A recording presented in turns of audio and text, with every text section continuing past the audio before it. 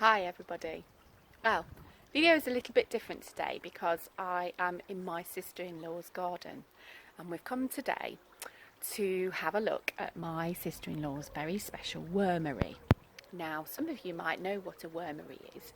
It's like something that you can make. You make your own wormery and it has layers of mud in it and sand in it, and you put some worms in it as well, and you can see all the tracks that the worms make when they're digging around in the sand and the soil. But this wormery is very different. These are special worms. They're called tiger worms, and you'll have a look at them in a minute. And these worms actually eat rotten food. They eat lots and lots of composting vegetables and fruit, and I'll show you that in a minute. And then as it goes through the worm's body, I suppose really it comes out like poo. They turn it into beautiful compost. They turn it into absolutely lovely soil that you use to plant your plants in. So it's all exciting. So I'm going to turn this off now and we're going to get some video of the actual wormery and we'll see those special tiger worms inside. All right. Okie doke, see you in a minute.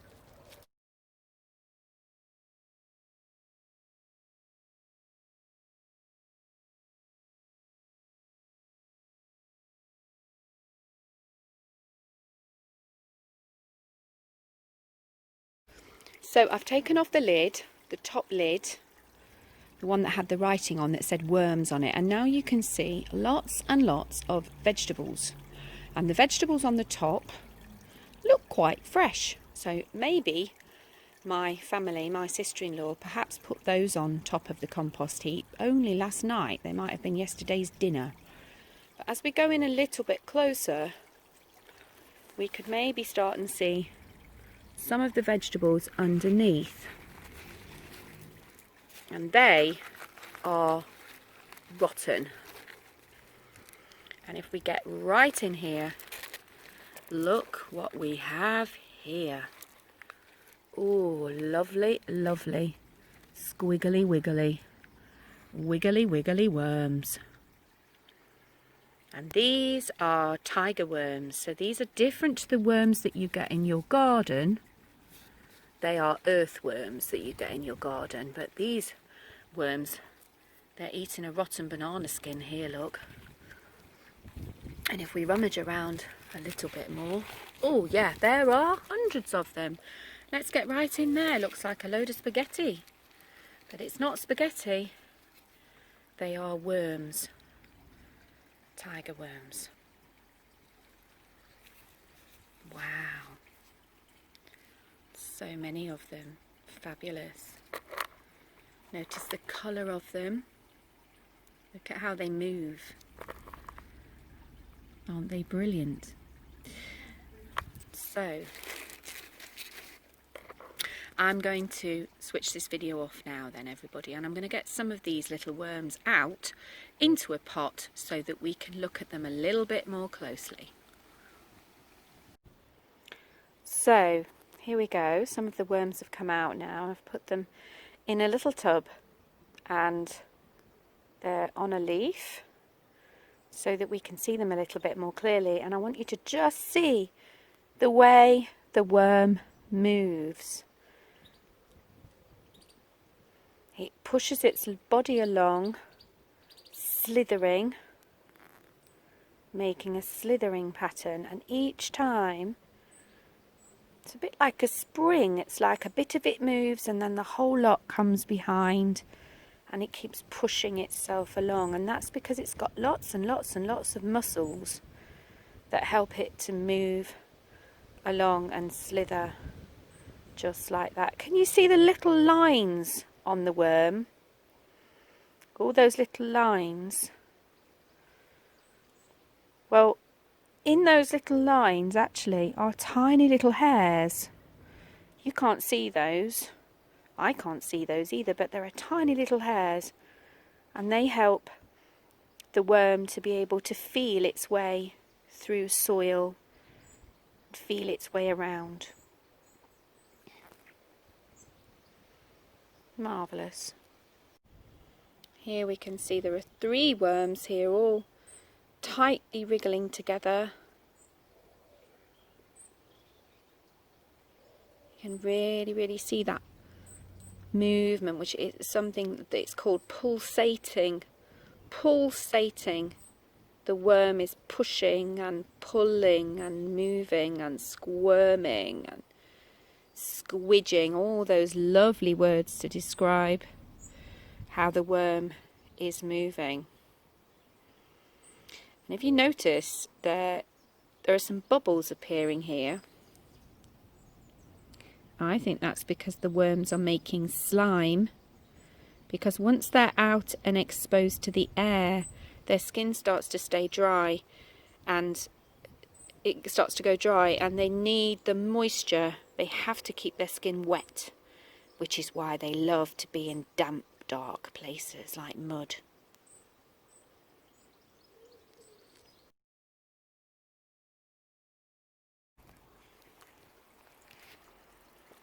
So that's the top layer of the wormery that we've explored. But now let's have a little look further down and see what happens when the worms are in the second layer. So this is the second layer of the wormery, and if we get a little bit closer, you'll see that there's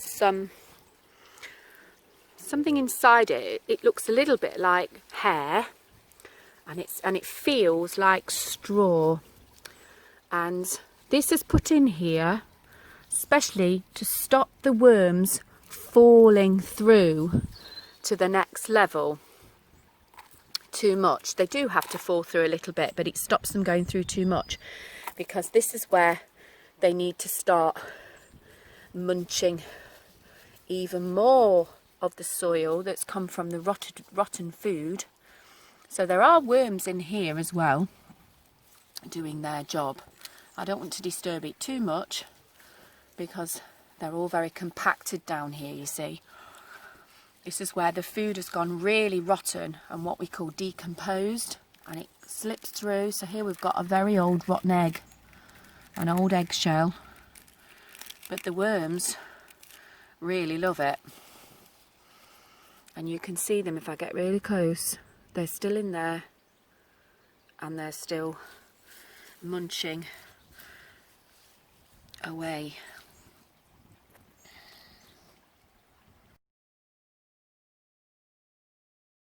So this is the last layer of the wormery, and this is the part where the worms have eaten all the rotten food.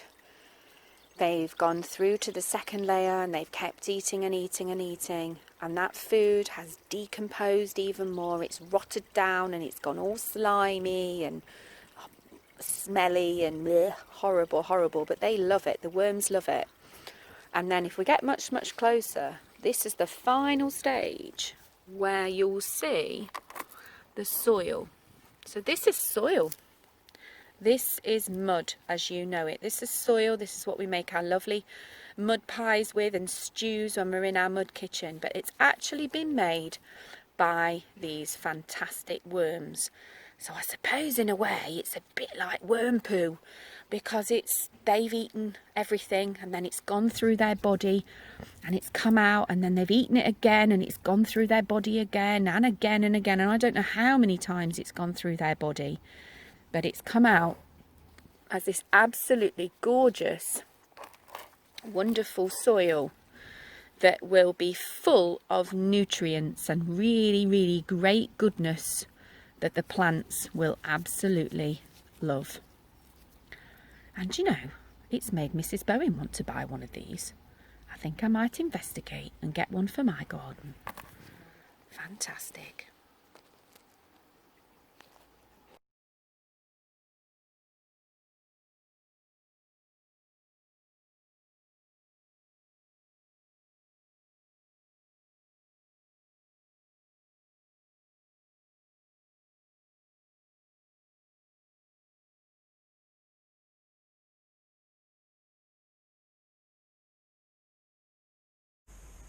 Well, everybody, I hope you enjoyed all that video from my sister-in-law's garden. It's really exciting that she's got all those things in there. And could you hear the pond in the background? That's where I've been going to go and see those little tadpoles that we've been visiting, and I'll go back there very soon and see if they've changed again. But she has a very exciting garden, and I'm so glad that we get to learn some really great things from the stuff that she's got in there. Anyway, now you've had a look at those worms and you've had a look at the wormery that they live in, I thought what you could do today, just to finish off our little bit of time together, is now I would like you to draw your own worm. Now, I don't want you to draw Superworm, because Superworm is what we call a book character. He's a cartoon character, isn't he? He's drawn in a special way so that you can understand that he's a worm and he's got eyes and things like that. Now, I don't want you to draw that kind of worm. I want you to think about the worms that you've seen today in the wormery, the real worms. What did they look like? What did they look like? And then have a go. Have a go at drawing a worm on your paper. Remember the lines? We saw those lines, didn't we? When the worm was moving and squidging and pulsating, pushing and pulling along. You might want to draw more than one worm. The good thing about those worms is you can draw them any old shape you like. Some of them were nearly curled up, weren't they? You can draw them any way you want. Don't need to put eyes on them really, because we couldn't see their eyes. They have got eyes, but we couldn't see them. They're not like Superworm's eyes. A bit different, aren't they? Now, they look a bit boring like that. So they would need to you would need to colour them in. I haven't got all my colours today. But you would need to colour your worms in and think about what colours they were, and use the pictures on the videos to help you remember. You might want to put lots and lots and lots of soil around your worms, because that's the special soil compost that they are making. I would like you to give your worm a name. You might want to name all the worms on your paper. You might want to think, I'll choose another word. Maybe it's Wally worm, or maybe it's Wendy worm.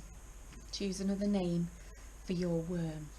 And last of all, can you remember what was some of that rotten food that those wiggly worms were eating?